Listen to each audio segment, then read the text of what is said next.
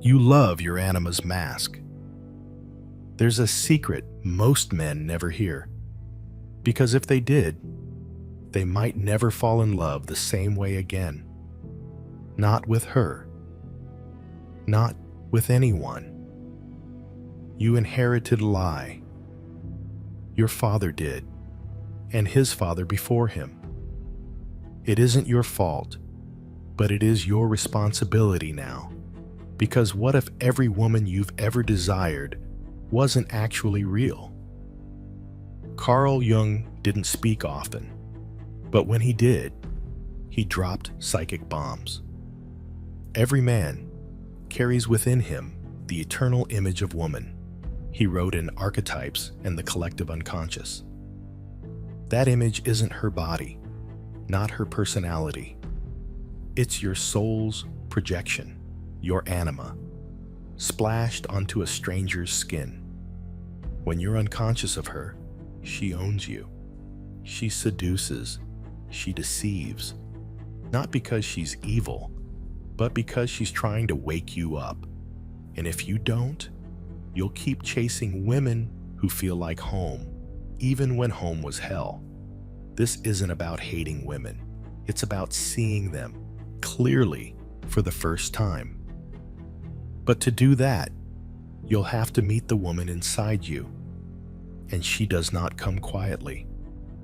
She appears in 8 forms. And if you don't recognize them, each will wreck your life in a different way. Carl Jung mapped them with eerie precision. He called them stages of the anima's development, a progression most men never complete. Not because they can't, but because they won't look inward. Stage 1. Eve. She's the mother, the nourishing comfort you never received or lost too soon. You worship her because she makes you feel safe, not because you see her clearly. Men stuck here infantilize love. They expect to be held, saved, and soothed. Stage 2. Helen, the seductress. Beautiful, untouchable, and cruel. You don't love her, you crave her attention. Every text from her feels like salvation. Every silence is torture. She awakens your lust, but not your love. Stage 3. Mary, the spiritual woman. She's pure, supportive, gentle. You romanticize her goodness and put her on a pedestal. But she's not real either.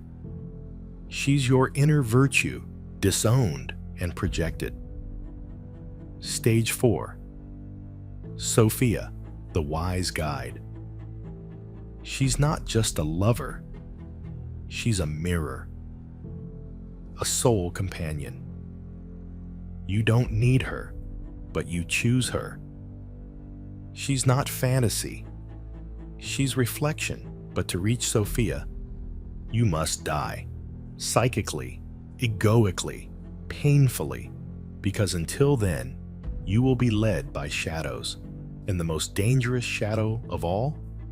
The one that looks like your soulmate. Unconscious anima leads to unconscious patterns. You attract the same woman again and again. Different name, same wound. Why? Because your psyche is trying to complete a story it doesn't even remember starting. And here's the cruel twist. She's not doing this to you. You are. Jung was clear. The man who does not confront the unconscious feminine within will be seduced by her without. CW Fala 9I. Let that sink in. Every heartbreak you've blamed on her was your anima crying for integration. But culture doesn't teach men this. We teach boys to conquer women, not to commune with their inner feminine. We shame emotional depth. We mock intuition. We praise logic and domination and call it masculinity. And so the anima retaliates. She manipulates through dreams, impulses, obsessions. She pulls you toward what you don't understand. She makes you fall in love with unavailable women because you are unavailable to your soul. It's not that women are deceptive. It's that you're looking at them through the fog of projection, and projection always distorts. Every time you say, "She changed," ask instead, "What was I seeing that wasn't there?" The pattern is not random. It's mythic, archetypal. You're not falling in love. You're falling into your psyche. And until you turn around and face her, the anima will keep appearing in others. But here's the deeper tragedy.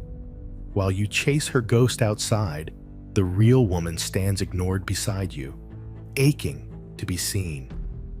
You think she hurt you. But what if it was you, betraying yourself through her? Carl Jung didn't invent the anima. He uncovered her. She had always been there. In myths, in dreams, in every story where a man is undone by love. She is the inner woman, not your feminine side, not a mood. She is an autonomous figure of the unconscious, a psychic being who speaks in symbols, moods, fantasies, and when she's denied, she becomes dangerous. The anima is a life giver, but she can also be a destroyer, Jung wrote, in the archetypes and the collective unconscious. If you do not see her, she will see through you. She will hijack your perception. She will whisper your worth through a woman's lips and take it away just as fast. This is why some men become obsessed, not because the woman was special, but because she mirrored back something the man lost, a piece of his soul. You don't miss her. You miss the part of yourself she helped you feel. That's the cruel mercy of projection. It's not just illusion. It's revelation.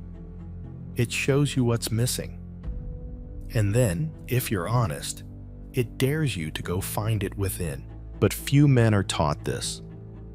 From boyhood, you were trained to exile your feelings. Don't cry. Don't talk back. Don't be weak. What they really meant, don't be feminine. And in doing so, they taught you to amputate your anima. But what you repress doesn't disappear. It descends. It becomes shadow. And there she waits, your anima in the dark, not gone, but twisted. She becomes what you fear and crave most, the devouring lover, the impossible muse, the cold seductress. She appears in your dreams, in your fantasies, in your late night scrolling through old texts. She pulls you into relationships that promise salvation and deliver chaos. And when it all collapses, you say, women are crazy. But no, you're haunted by your own unlived soul. Integration begins with a question. What am I seeking in her that I refuse to cultivate in me? Men project their anima onto women because they believe love will fix them, that a radiant, nurturing, sensual woman will make the loneliness vanish. But no one can carry that burden. When you ask a woman to complete your soul, you reduce her to a mirror. She will reflect your beauty and your wounds. The result? You don't relate to her. You relate to the image she activates in you. You interpret her mood as your fault, her silence as judgment, her presence as proof you're worthy, her absence as proof you're nothing. None of this is love. It's anima possession. Jung warned, possession by the anima causes a man to become moody, irritable, unrealistically emotional, often falling victim to neurotic fantasies and projections. CW Volume 7. You begin to orbit her emotionally. You lose your center. Your moods follow hers. Your peace depends on her texts. You wait You obsess, you break, and you think this is passion. But what you call chemistry is often trauma. The electricity of unmet childhood needs colliding with the archetypal feminine you never integrated. She reminds you of the mother who wasn't there, or the one who stayed too long. She carries the chaos you were punished for, the emotion you were shamed out of. She is not your partner. She is your wound in disguise. And so many men build their whole romantic lives around this ache. They chase unavailable women to feel alive. They abandon good women because they don't feel spark.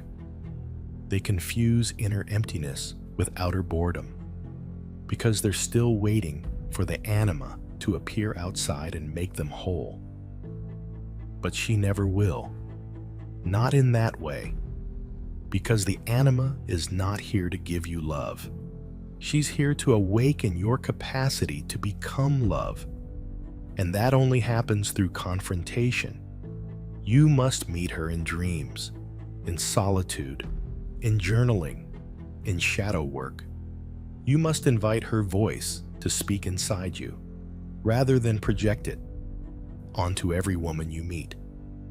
You must feel the grief of all the years you tried to make someone else carry your soul.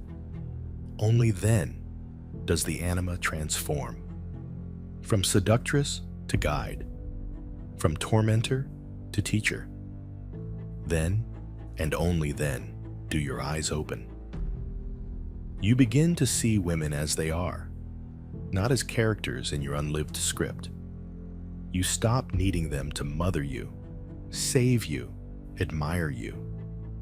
You love them freely, not because they complete you, but because you are already whole. But the journey to this seeing, it demands you walk through every illusion love once promised. And some illusions will fight to stay alive. What you love most in her is what you abandoned in yourself.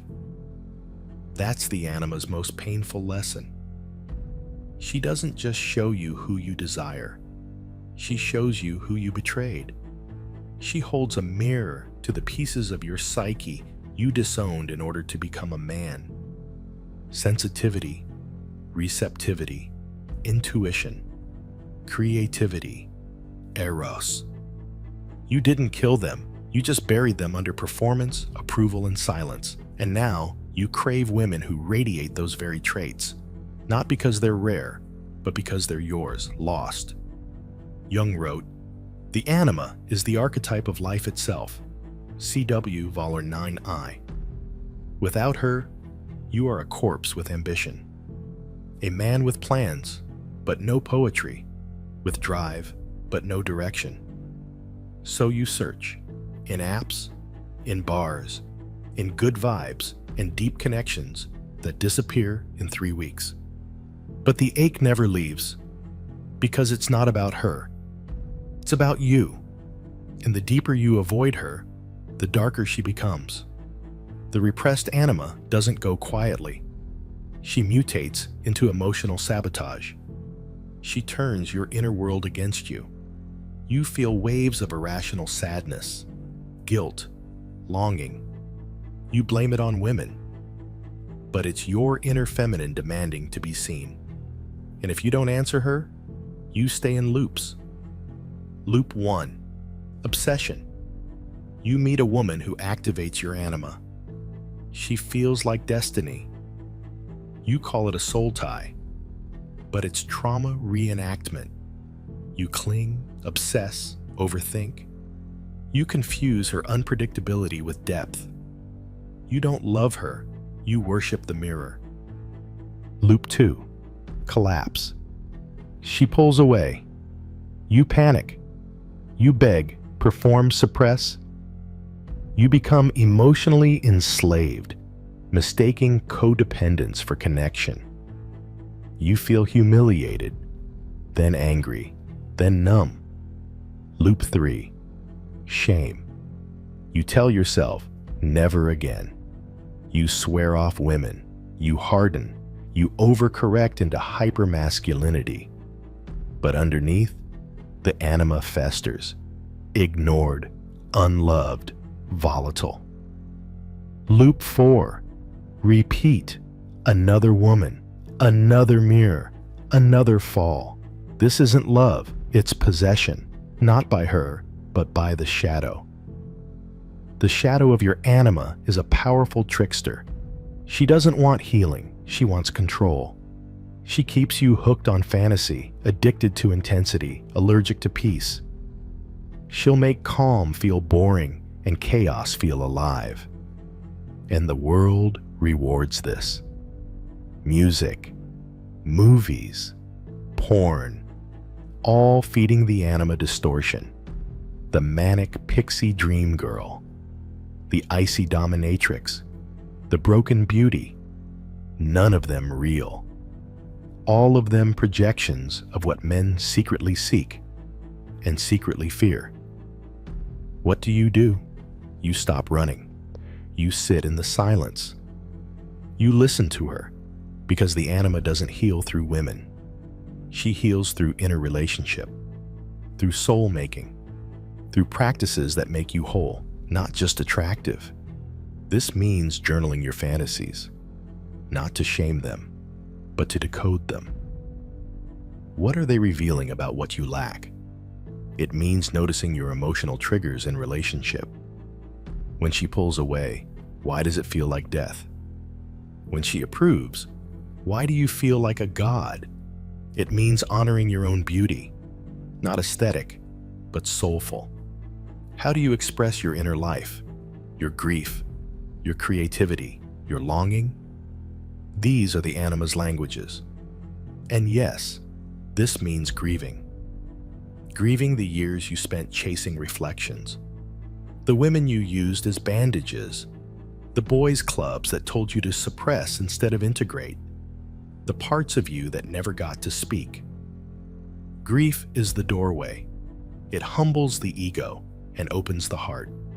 It dismantles the fantasy of rescue and replaces it with the work of return. Because when you reclaim your anima, something extraordinary happens.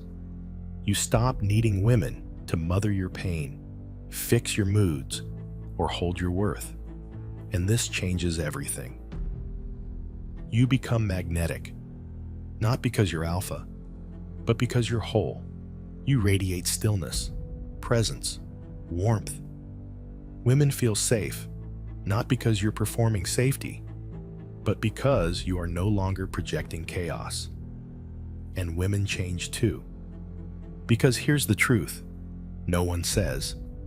Women are also battling archetypes. Most modern women are possessed by an unconscious animus, her inner masculine, driven to control, critique, or conquer. When an unconscious man meets an unconscious woman, it's not love. It's archetypal warfare. His unintegrated anima seeks salvation. Her unintegrated animus seeks domination. They don't meet, they clash. They call it chemistry, but it's psychic combustion. Integration breaks the cycle. Not by finding the perfect partner, but by becoming one. The anima doesn't disappear when you see her. She transforms. She becomes your guide, your muse, your compass, not outside, inside, and for the first time. You look at a woman and simply say, I see you, not because she completes you, but because you no longer need her to. You don't need to earn wholeness. You just need to remember it. This is where men break the cycle. Not through conquest, not through celibacy, through integration. That means calling your anima home, not as a fantasy, not as an enemy, but as a forgotten truth. Most men wait for a woman to bring it out of them. The sensitivity, the softness, the soul, but the anima isn't something she gives you. It's something you uncover in yourself. You do this through ritual, reflection, and responsibility. The anima begins to soften when you stop outsourcing your inner life. Every time you expect her to make you feel seen, loved, whole, you reinforce your dependency. But when you turn inward, something else awakens. Sovereignty. Sovereignty is when your center is no longer negotiable, when her silence doesn't destroy you, when her love doesn't define you. Jung wrote, "The possession of the anima causes the man to be uncertain of himself. The integration of the anima, on the other hand, leads to inner strength." CW Volume 7. This is silent power. It's not loud. It doesn't posture. It listens. It discerns. It chooses. And it begins to recognize projection the moment it arises. You catch yourself falling into a story. She's the one. I can feel it. Pause. Breathe. Is it her, or is it your anima, dressed in her skin? This discernment is the beginning of masculine consciousness. You stop confusing intensity for intimacy. You stop calling chaos chemistry. You stop mistaking drama for destiny. You begin to relate, not react. This doesn't mean you stop loving women. It means you finally start, because when projection fades, appreciation appears. You stop needing her to be your fantasy. You allow her to be human, flawed, radiant, mysterious. And from this clarity, a new kind of love can emerge. Rooted, awake, alive. Men who integrate their anima don't become passive. They become whole. They don't lose their edge. They lose their chaos. And that is terrifying to the part of you still addicted to the chase. Because if you don't need her to feel alive, then what will you do with yourself? You will create. You will serve. You will build temples for beauty, for wisdom, for soul. You will stop begging for softness and start embodying it. You will become what you seek and attract women who are no longer trapped in their own projections either. This is how we end toxic cycles, not through blame, through initiation. The anima initiates you into manhood, not by making you less masculine, but by making you more real. You become anchored, deep, alive. You begin to feel the subtle. You trust your intuition. You honor your rhythms. You speak with clarity, not manipulation. You choose love without begging for it. And you become a mirror too, not of fantasy, but of truth. This is what the modern world is starving for. Not more dating tricks, not more seduction games, but men who have faced the woman inside and no longer need to prove themselves through women outside. You don't need to dominate the feminine. You need to reconcile with her, because in doing so, you don't just heal your own heart. You stop repeating a lineage of wounded men who never met their own soul. You become the one who ends the story and begins a new one. But the anima doesn't give you a trophy for this work. She gives you something better. Freedom. She was never the answer. She was the invitation. You thought you needed her love to feel whole, but what you really needed was the courage to face your own anima, to stop chasing the echo and meet the voice, to stop falling into patterns and start walking a path. That path is individuation. Jung called it the process by which a person becomes the one he is, not the mask, not the role, the self, the integrated totality where masculine and feminine meet, not in conflict, but in harmony. where the king marries the queen within. When you do this, you stop waiting for the right woman to save you.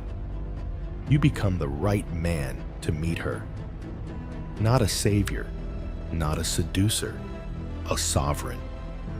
Rooted in soul, anchored in truth. So ask yourself, what am I projecting onto her? What do I worship in women that I ignore in myself? What would my life look like if I called that part home? This is where freedom begins. If this struck something deep in you, pause, then share it. Like, comment, or tag the man who needs this mirror most. And subscribe, because in the next episode, we're diving into the animus, the inner masculine that shapes every modern woman, and how it's silently rewriting relationships from the inside out. You've heard the voice of the anima, but what happens when you hear her twin? What if the war between men and women is really a war between two unconscious archetypes? Next time, we enter her psyche and reveal the truth no one's ready for.